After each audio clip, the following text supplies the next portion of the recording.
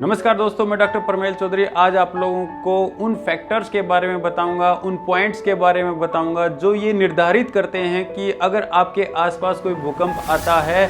तो आपको या आपकी सोसाइटी को या आपके शहर को कितना नुकसान होगा जान माल को लेके। उन पॉइंट्स के बारे में अगर हम अच्छे से डिटेल में जान रहे होंगे पहले से और अपनी प्लानिंग भूकंप से बचने के लिए और अपनी जो मैनेजमेंट आप करना चाहते हैं भूकंप से बचने के लिए, अगर इन महत्वपूर्ण पॉइंट्स को ध्यान में रखेंगे तो आप उसको अच्छे से मैनेज कर पाएंगे, आप अपनी प्लानिंग अच्छे से कर पाएंगे। तो एक एक करके मैं फटाफट आप लोगों को इन पॉइंट्स के बारे में बताने की कोशिश करूंगा इस वीडियो में। और इस वीडियो को अगर आप पूरा देखेंगे तो बाद में आप ये निर्णय ले पाएंगे कि अगर भूकंप आता है तो उससे बचना किस तरह से है।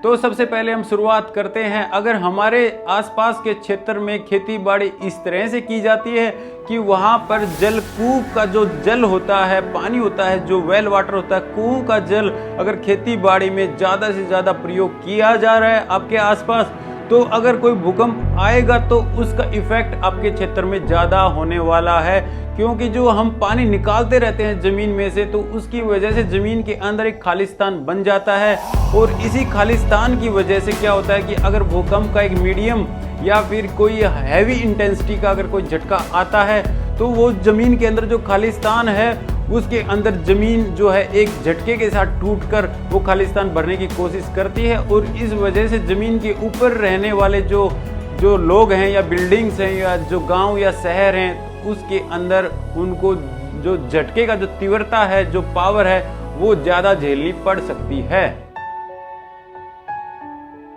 अब दोस्तों अगला पॉइंट भी इसी से मिलता जुलता है। अगर आपके आसपास के क्षेत्र में माइनिंग की जाती है, जैसे कि कोयले की खदानें होते हैं या फिर अन्य खनिज पदार्थ की खदानें होती हैं या फिर पेट्रोलियम के जो ईंधन है जैसे कि पेट्रोल है, डीजल है या प्राकृतिक गैस है, उसको निकालने के आपके आसपास कुएं हैं, कोई इस तरह के कोई प्रोजेक्ट लगा हुआ है, तो उसकी वजह से भी क्या होता है कि ज़मीन के अंदर खालिस्तान होता है, काफ़ी गैप बना हुआ होता है, वैक्यूम बना हुआ होता है और जो भूकंप आएगा उसकी इंटेंसिटी, उसकी ताकत आपके क्षेत्र में ज़्यादा महसूस हो सकती है। तो इस फैक्टर को आप ध्यान में रखिए। अगला और बहुत ही महत्वपूर्ण पॉइंट मैं बताना चाहूँगा कि जैसे कि अपने महानगर हैं, दिल्ली है, मुंबई है, कलकत्ता है, उसकी 80% के आसपास या उससे भी ज़्यादा बिल्डिंगें भूकंपरोधी नहीं होती हैं। तो आप कोई भी अगर मध्यम स्तर का भी कोई भूकंप आता है तो कृपया करके बिल्डिंगों को तुरंत खाली कीजिएगा, या फिर आप कोई अगर नया निर्माण करना चाहते हैं या नई बिल्डिंगें इन क्षेत्रों में बनाना चाहते हैं तो अपने अड़ोसी पड़ोसी की बिल्डिंगें ज़रूर ध्यान में रखिए और उन्हीं को ध्यान में रखते हुए अपना जो बेसमेंट है, अपनी जो कंक्रीट का एक जो स्ट्रक्चर खड़ा करेंगे उसका जो स्ट्रक्चर होगा वो भूकंपरोधी जरूर होना चाहिए और आसपास की बिल्डिंगों का किसी तरह से भी कोई झुकाव आपकी बिल्डिंग की तरफ नहीं होना चाहिए। आप इस पॉइंट को जरूर ध्यान में रखिए।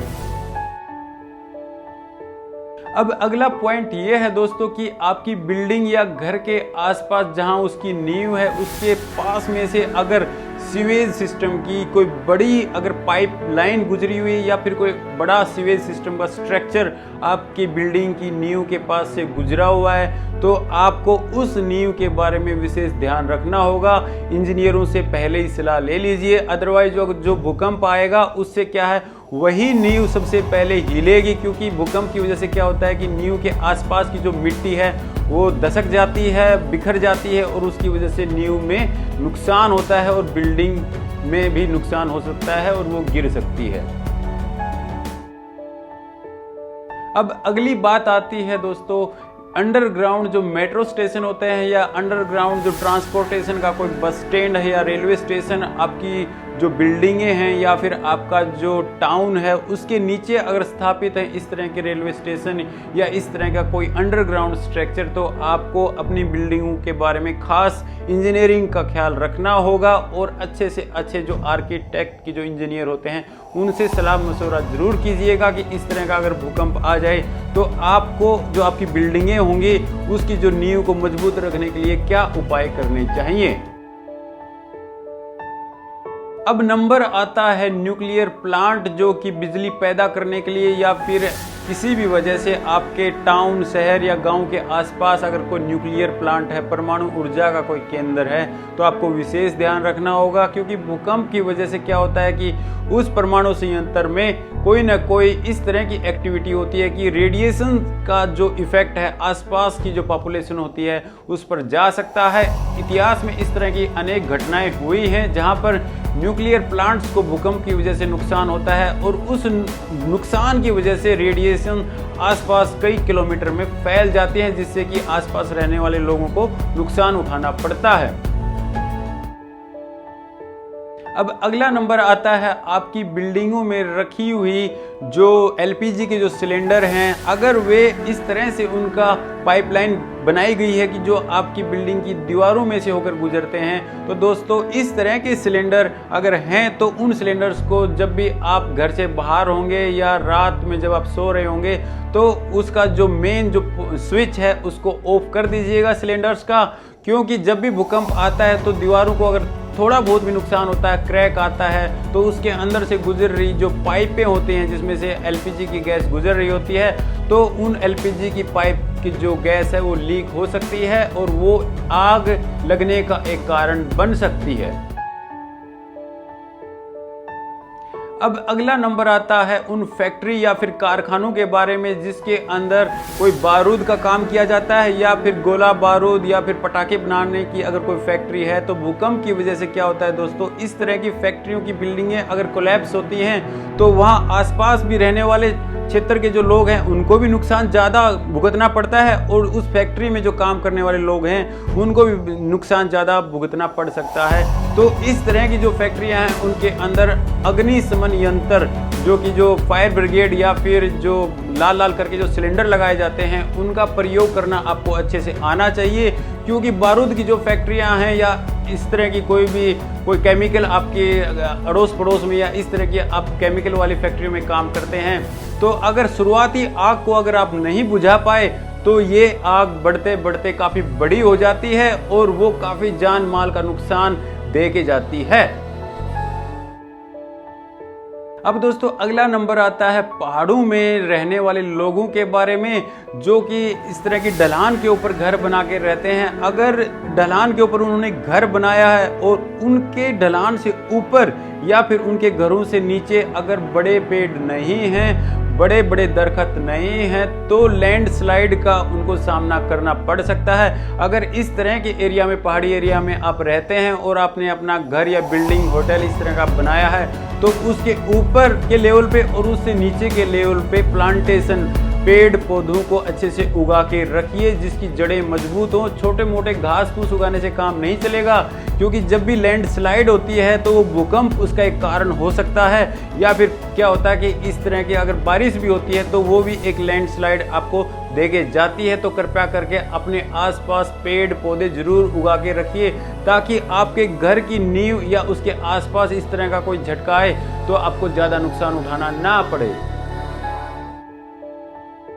अब अगली सावधानी उन लोगों को, उस गांव को, शहर को, टाउन को रखनी होगी अगर आपके आसपास पहाड़ों के अंदर बांध का निर्माण किया गया है, डैम बना के बिजली अगर पैदा की जाती है, तो क्या होता है कि भूकंप आने की वजह से कभी भी उन बांधों में क्रैक्स, दरारें आ सकती हैं और अचानक से आपको एक काफ़ी हैवी फ्लड, एक जो पानी का जो सैलाब होता है उसका सामना करना पड़ सकता है। तो इस पॉइंट को ध्यान में रखते हुए आप अपने घरों का निर्माण करेंगे कि अगर इस तरह की कोई सडन एक झटके के साथ कोई सैलाब आता है तो वो उस सैलाब का डायरेक्शन क्या होगा। अगर उसी ढलान में अगर आपने घर या होटल या बिल्डिंग अगर बना ली हैं तो कभी भी दिन या रात जब भी कभी भूकंप आएगा तो आपको नुकसान उठाना पड़ सकता है।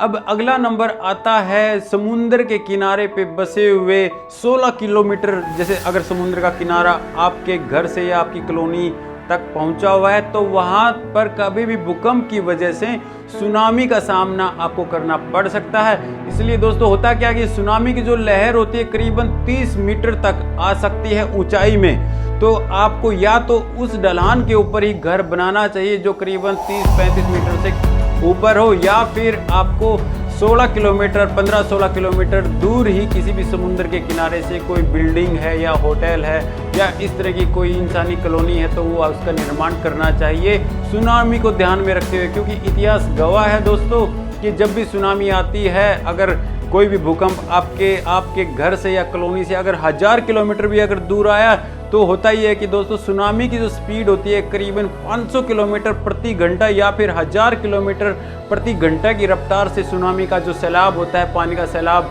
आप तक पहुंच सकता है। अगर आपसे 1000 किलोमीटर दूर भी कोई भूकंप का झटका आया है, जैसे कि 9 जैसा आता भी रहा है, तो होता क्या है कि आप तक वो सुनामी की लहर करीबन घंटे भर में पहुंच जाएगी, चाहे आपको भूकंप की इंफॉर्मेशन है या नहीं है।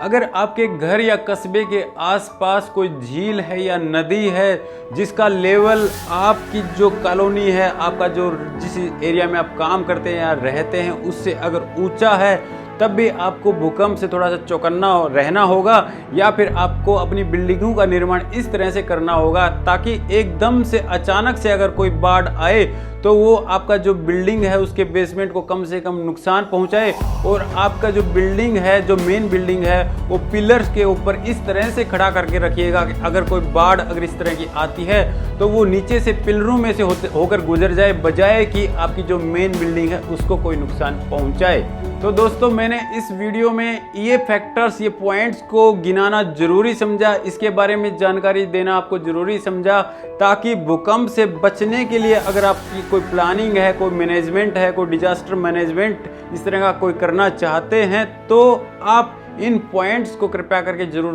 ध्यान में रखिएगा। और ये जानकारी अगर आपको पसंद आई है तो इस चैनल को सब्सक्राइब कीजिए और जो लाइक वाला बटन है उसको जरूर दबाइए। Thank you.